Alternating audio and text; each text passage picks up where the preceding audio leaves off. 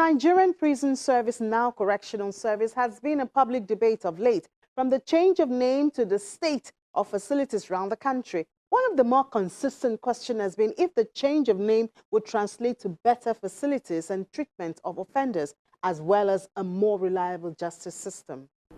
Well, it is beyond just changing name. When that change in name appears to be a positive step in the right direction. But that is, that is not the only thing that is required. I think what is required is a change in attitude. Along with the change in attitude required, more attention is also to be given to non-custodial sentencing. This is to depopulate the custodial centers, but the people have a role to play. If you know you've committed these offenses, plead guilty and let the court know that you are remorseful, and then the magistrate might actually consider, or the judge might actually consider giving you community service sentence. The world is gravitating towards rehabilitating the offender instead of incarcerating them. That's why Big Story, which will be on for the next 25 minutes, is a must to watch. I'm Amy John Mekwa.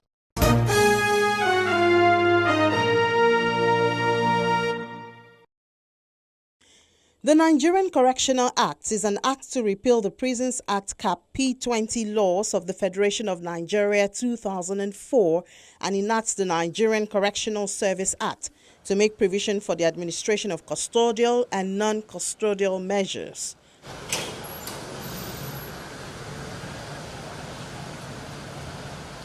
The objective of the Act is to ensure compliance with the international human rights standards and good correctional practices. As the name connotes, correction, emphasis has shifted from punitive measures to more reformatory, rehabilitative, and reintegration. So we are not in the old paradigm of prisons for strictly punitive measures has been discarded. So now we have the legal framework. There's two broad divisions. We have custodial and non-custodial measures. So the prisons, as they were known before, are now referred to as custodial center. That's for defendants that the court might decide to put custodial measures that might to remand them or keep them in a particular place. But apart from that, we also have non-custodial measures like plea bargaining, community service, probation, restorative justice, and parole, and other non-custodial measures that you don't necessarily have to say, go there and lock them up. So that's why what necessitated the name change from having prisons to custodial centers. The reformation should capture much more than a new name. Implementing the change would touch areas which have before now just been mere conversations, such as the psychology of stakeholders. When that change in name appears to be a positive step in the right direction, but that is, that is not the only thing that is required. I think what is required is a change in attitude. Attitude is everything. We expect, the prison officials and then those in charge of the administration of criminal justice delivery system generally to begin to reflect a new attitude, a new orientation, a new chemistry in the way, the prison facilities are delivered, so that the interests of those who are subject to such facilities are not necessarily abused. When you see when prisons or inmates are kept in pitiable conditions, it's an indictment on the authorities. It's an indictment on our collective psyche as human beings. It is not what operates in. We have best practices all over the world. How detainees are supposed to be treated, how prisoners are supposed to be treated. There are minimum standards of treatment that you should give to them. You should deliver in terms of, quality health care for them, in terms of, the quality of the food you serve them, and in terms of the facilities and under which they operate. And then you should also give them opportunities to train and retrain their minds for skills acquisition and all that. All of this should be put in place. We should ensure that we deliver in terms of quality infrastructure to the prisons. The Nigerian Correctional Service has put the total number of inmates nationwide at over 68,000 as at March 6, 2017. Of the number, 46,351, representing 68%, are awaiting trial, while the remaining 21,903 are convicts. This indicates an increase from the figure of 2015, which was just about 50,000. About 7,000 inmates are in Lagos. Trailing Lagos State are Rivers State with over 4,000 and Kano State have 4,183 inmates. Stealing, robbery, armed robbery and assault were the highest type of offences in admission. Of the total figure of over 68,000, 72.5% were inmates serving terms while awaiting trial and without being sentenced. Inmates are in different categories. Inmates could be those who are awaiting trials, who are suspects. They could also be those who have already been convicted. Whichever category these inmates belong to, you have to recognize the fact that they remain human beings. And as human beings, all their fundamental rights should be respected. You have access to quality food, quality health care, quality shelter, and all that. And then they should be treated with firm regard for the dignity of the human person. You should not unduly delay them beyond the time prescribed by constitutional provision. Some people are staying there without trial even for as long as a period they could have spent, even if they are convicted for such offenses. That is wrong. That's a violation of their rights. As prisoners or even as suspects, that does not mean their rights have been taken away from them. They are still subject to the laws of all the constitutional rights that are guaranteed to every other person under the Constitution, is also available to inmates. Right, to freedom, to speak, right to freedom of movement. Within the limits of the prisons, you don't just restrict them to a particular area. Right to dignity of the human person. Of course, right to associate freely within and then cultivate, associations that are quality-oriented and all that. All those rights guaranteed under the Constitution, guaranteed under the African Charter, guaranteed under the United Nations Charter, are available to the inmates.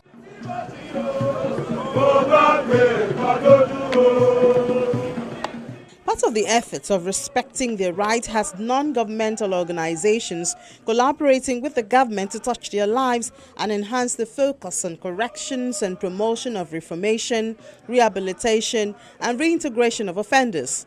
Recently, some offenders at Ikoyi Custodial Center embraced theatre arts. This man of that man, I don't hear that several times. You don't be my papa, leave her, anything you see, To reform the prison system, what I've learned is you need to be creative about it. Yeah? There's no way you can reform inmates or even affect a change in anything if there's no strategy. So, and for me, getting involved in the prison, I've been, apart from being a victim of crime in the past, I've always been part of the prison system. I've visited prisons with my church in the past, and I've seen what the situation is. And I know that for us to tackle reoffending, we need to be creative about it. We need to work strategically to make this happen. So it's changing one life at a time. Than literally just, we're not going to downplay those that are coming to provide, food materials and all of that. But for me, that doesn't change in someone's life. That doesn't, reform you. So your question is, how does that help them? So we need to now focus on all these guys in general. So when this is an institution to reform and not an institution to recruit criminals, then that's a change. So if the prison's focus is at least whoever is in there, whether convicted or not convicted, when they are busy with different accusations, trainings, and and they're just not there lounging around, this would want This will help their mind while they're waiting. You know, whatever time they're waiting for, it would help them get busy.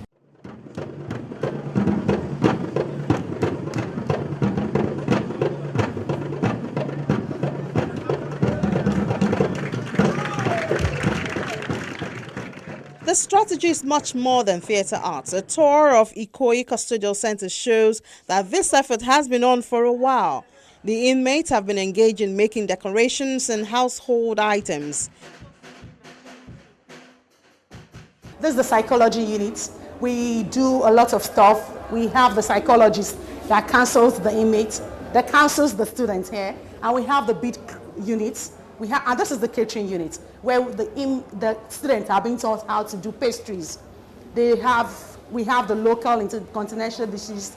There are lots of things they teach them here. And we have the soap unit, the production unit, where they are being taught how to produce soaps, creams, and other stuff. And we have the art section, where those that are talented in art teach other inmates how to draw and do other stuff. And at times we have people, NGOs that comes in from outside to teach the inmates how to draw. There's nothing you talk about it that you don't have. All our uniforms are being sold here. You see how they paint this place is done by them. You see photographing, you see furniture, you see all those things. We just finished our GC about 2 weeks ago. We are doing work, we do job. We have open university. Even some people up to PhD level. So those people, like you ask a question, we have those people who are graduates, who are doctorate degree here serving. So they are happy. And we have staff who volunteer. I teach government. Then we have religious body who send people from outside to come and teach them. The reformation is a national project, which is why the Plateau State Command, which is in the Middle Belt, is made up of 5 custodial centers, with Jos as the main custodial center, while others are located in Panchking, Langtang, Wase and Shendam respectively, with 1,664 inmates across the centers, while 751 are awaiting trials. In relation to the correctional tendency of the organization, inmates are exposed to agricultural training in farming and animal husbandry at the 2 agricultural farms in the state.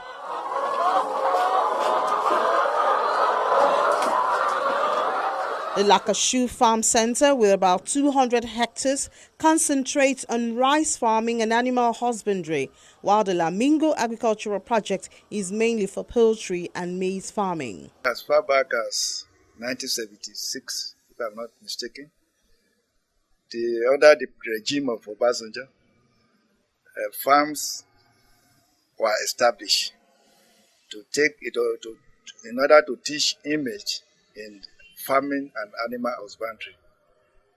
We have Lakushi Farm, that is the major farm center. Lakushi Custodial Farm Center. The major production there is rice. 200 hectares of lands is cultivated for production of rice. And we have animal husbandry section where cows, sheep, goats are also reared. The other project we have is a smaller project. We call it Lamingo Agric Project. There we plant maize and rearing of birds. Lamingo Agri Project specializes in planting of maize and poultry. In our custodian centers are fast aging and needs reactivation and replacement. Like Jos Custodial Center, some of the industries are not functioning because of the obsolete equipment. And we are trying our best to replace this broken down facility. The custodial facilities being in bad shape is not just in Plateau State. In Kogi State, at least 200 inmates escaped from Koton-Karfe Custodial Center after the building was flooded, leading to the destruction of parts of the perimeter fencing. I have not been able to access the place because of the level of flood. My vehicle cannot go, neither can I go without a boat because the flood level is still very high. But looking from afar, you can see that the flood and the whole of Koton-Karfe is almost half of it is flooded. And it's not something new, and it is a natural disaster in any case. The other aspect, which has always been in existence but has received an additional boost with the change in the correctional service, is the non-custodial sentencing. And a major part of it is community service. What the law says is that there's, under the administration of criminal justice law, the Lagos State law, Section 347 is what monitors community service sentencing, is what gives the courts the power to use community service sentences for minor offenders. And so when somebody commits a simple offense, maybe if I say it like that, a simple offense, then that person may be given community service sentence. And so what happens is this person is taken to court for having committed an offense. The court determines if it's a simple offense. Let's say the person violates a law, an environmental offense law, for example, or maybe the person commits a traffic offense. There are different levels, but if it falls under the category of being a simple offense, then the court may consider giving that offender community service sentence. However, before the court will consider giving the offender community service sentence, the offender must plead guilty to that offense. That means the offender must actually believe that, you know what, I committed this minor offense. I committed an environmental offense, for example. I know I committed that offense and I am pleading guilty to this offense, and I'm asking the court to please consider giving me community service sentence rather than sending me to Kirikiri for this offense. In that way, it shows that the offender pled guilty voluntarily. It has to be a voluntary plea. And also, the court in that situation may consider giving the offender community service sentence. So like environmental offenses, street trading, jaywalking, crossing the streets, some traffic offenses. If you know you've committed these offenses, plead guilty and let the court know that you are remorseful, and then the magistrate might actually consider, or the judge might actually consider giving you community service sentence. And when you do serve that sentence, you know that you're contributing to your community and you know you're paying for the crime you committed. Just remember that the other option might be you might be incarcerated in a correctional facility, and we all know that we don't want that. We're trying to decongest the prisons.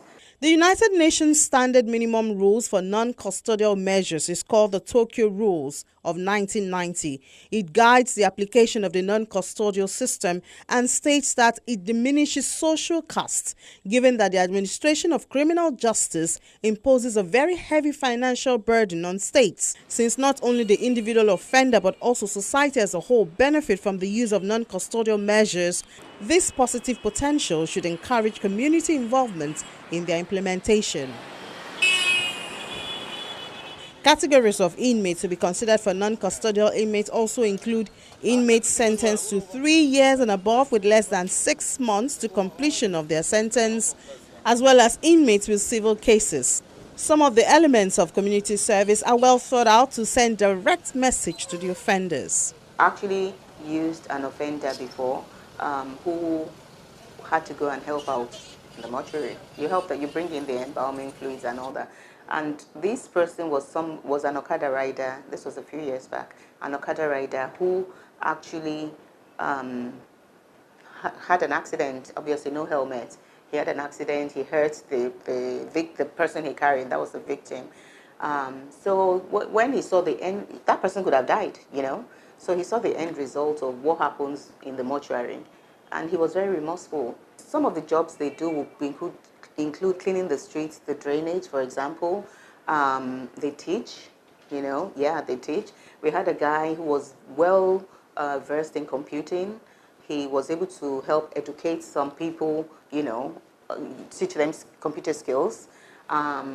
We have, you know, different levels. If you're a painter, we could use you to help paint in a school. One of the change in this regard is that the personnel working with the Directorate of Community Service has been increased since the correctional service officers would join in.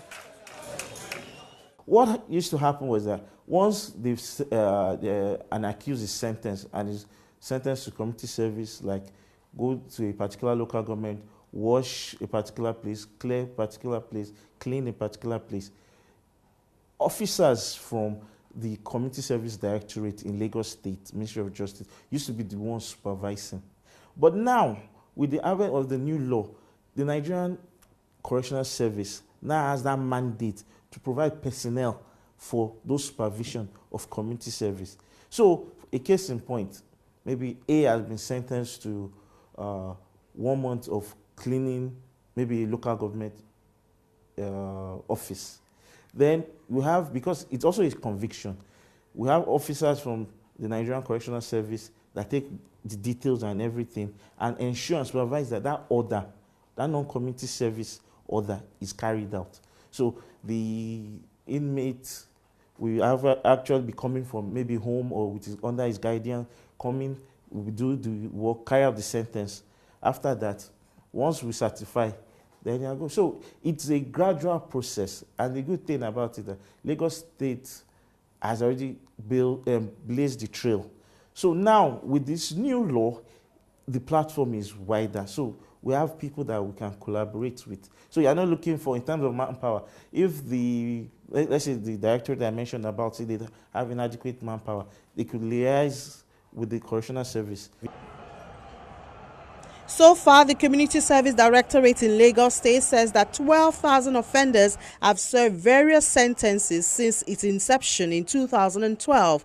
However, the state has been criticized for some of its non-custodial sentences. For instance, first-time offenders of street trading under the Lagos State Street Trading and Illegal Market Prohibition Law of 2003 restricts street trading and hawking in the metropolis, saying the buyer and seller are both liable and that they're going to fine them either 90,000 naira or 6 months jail term. For second offenders, it's 135,000 naira or 9 months and 180,000 or 1 year for third-time offender. Critics have also looked at the whole criminal justice system of the country and believe that it's about time for an overhaul. Ensure effective and efficient investigation, effective and efficient prosecution, effective and efficient adjudication.